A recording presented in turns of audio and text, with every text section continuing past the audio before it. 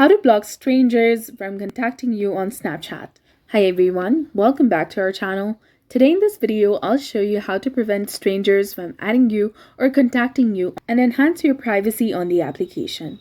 So it's quite simple. I'll guide you through the 3 key settings to change.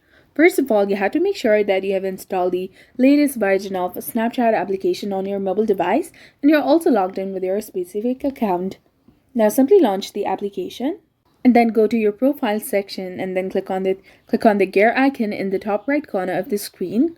Now scroll down and go to privacy and control, and from there tap on see me in quick add, that is just below the comment section, and disabling this setting will stop you appearing in the quick add, which will help prevent random people from adding you.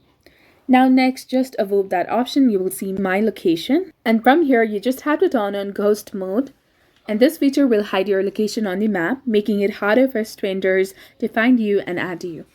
Finally, look for the contact me option. That is the initial option in the privacy control. Tap on it and change the setting to my friends so that only your friends can contact you.